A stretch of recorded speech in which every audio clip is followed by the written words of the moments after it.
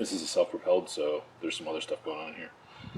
But the blade itself, held on by a bolt, and then there's always some sort of mechanism to make sure this doesn't spin. When I say mechanism, it's usually just like a recess, like there's a hole in the blade in a couple spots, and there are pins or just built up metal that holds them there. Okay, I'm trying not to be complicated. So effectively, bolt holds it in, but what stops it from spinning on the blade, on the shaft itself, are two like dowel pins or just extra material that comes through those holes to prevent it from turning, right? Because if this is just held on by a bolt, this thing could just spin and not actually turn. And yes, it is definitely very dull. So I'm going to get a ratchet. So as you can see, when you turn this, it's just going to turn the engine. So what that's doing is just from the opposite side, having the piston go up and down in the engine. There's nothing stopping it from turning. So we need to stop it from turning so that we can loosen this. So we have this opening here. That's just plastic there. So what do we have to work against here? And then the other thing is, I don't exactly remember. It's right or left hand power. So let's see.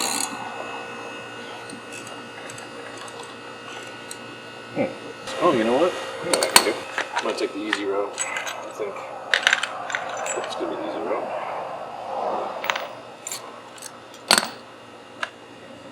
Do this. This isn't the big bad impact.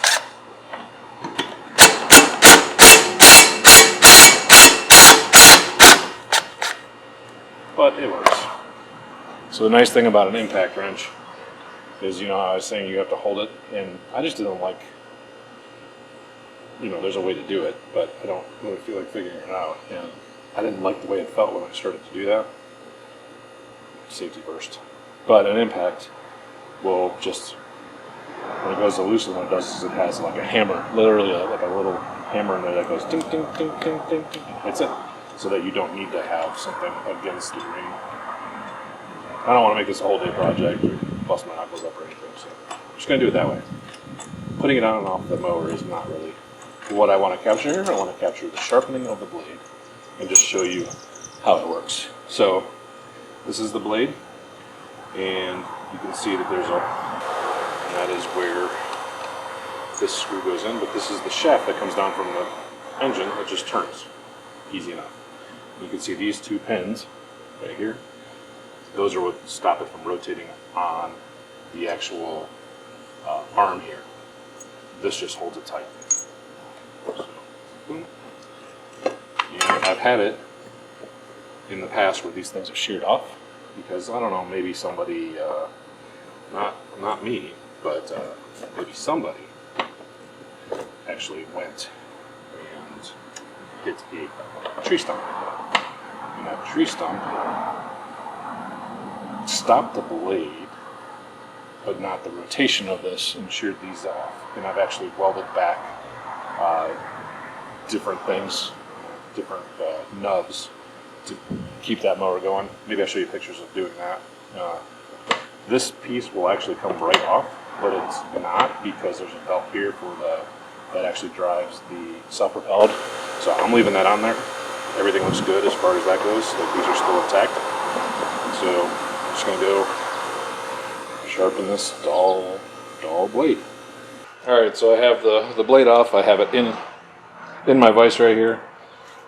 I can do that. Obviously you're not sliding your hand down or anything like that. You're just kind of going like this. Depending on the tools you have, there are a couple different ways to do this. One of the things you look for is you want to make sure that the blade,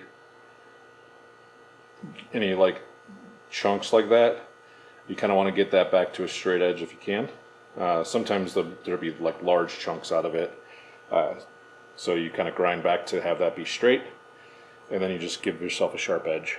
And let's see if I can get you in here a little bit better. So as you can see on this, see how some of this little chunks, not really a big deal. I'm not really sure I'm concerned with those. If there are large chunks out of this, I'd be more concerned. But we'll just put a little bit better edge on this. I'm just going to probably hand file it. I was going to use the grinder, but yeah, I'll see what the hand filing does. See if I can just do that real quick. Go from there. But I wanted you to see a close-up of how that actually works. So all we really want to do is use this same angle and just take a little material off to get that sharp at the very end.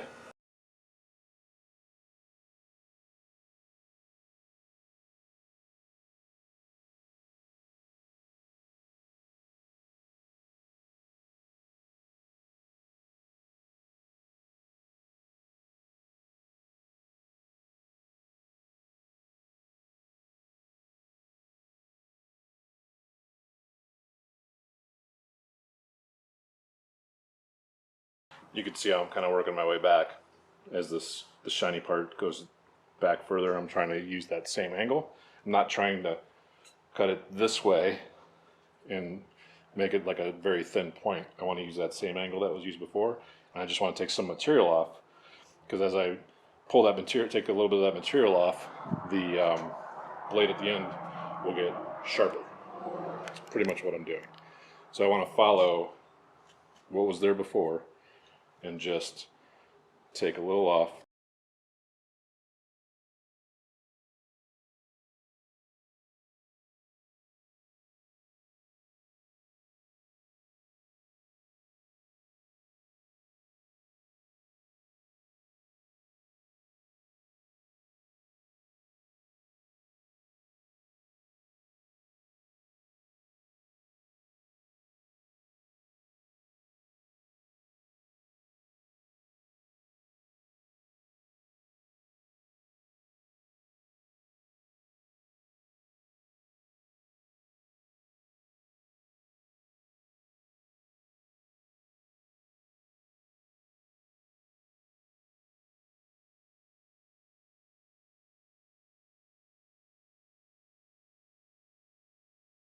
This is what the edge looks like now.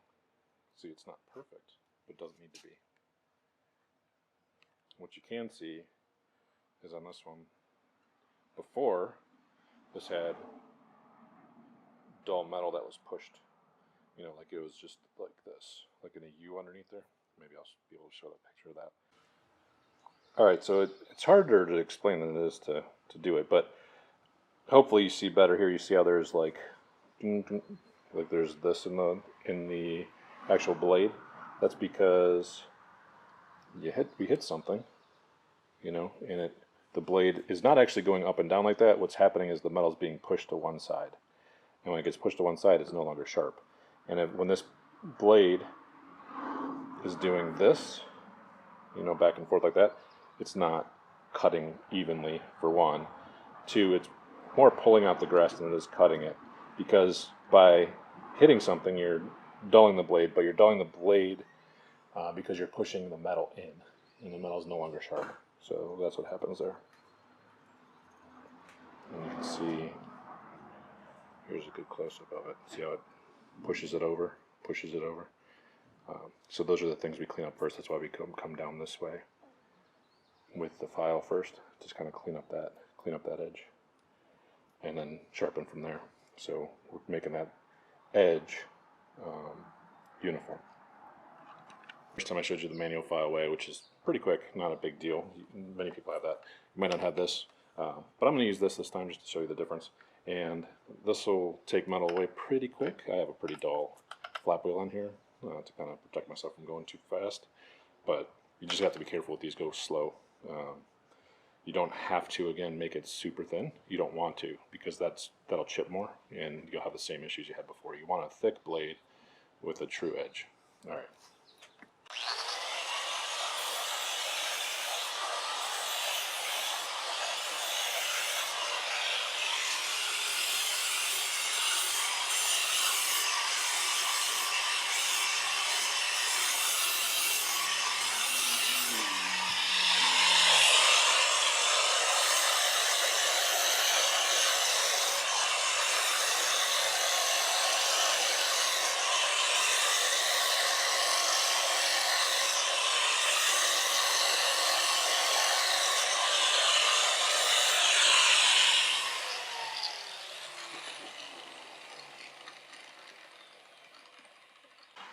So it was a lot quicker that way, obviously. I made sure I had a pretty used up flat disc. Didn't want to be too aggressive with it. Just kind of clean it up. You could see I did the same concept though as I did with the manual file. So I cleaned up the top edge here real quick, and then I came around the back side here and just made sure that this was true and there weren't, like, the metal wasn't sticking out. So like when you run your finger around here, there's nothing coming out. And then obviously this side, I followed the same pattern. As you can see, I just kind of cleaned that up. Same angle, and just took some material away to sharpen that edge and to clean it up. And there we go. So obviously angle grinder is easy, but you can do this. It doesn't take a whole lot longer to do it with the file. The nice thing with the file is it's got that flat edge, so you can run it around there. That's it. Sharpen a blade. Don't just go buy a new one or take it to a mower shop. Don't need to. I'm going to go ahead and get this back on the mower. Could technically maybe put it on this way. Usually they have this offset, so you can't. You know, if you put it, you could put it heat this way, it fits. If you rotate it this way, it fits. You know, so kind of hard to mess up, but just let me know.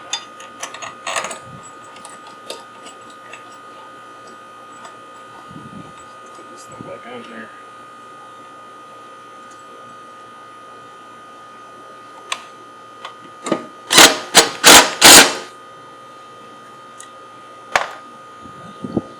And again, you see how, like, using an impact, because it has that little hammer mechanism, you don't have to hold it because it just, like, suddenly hits it.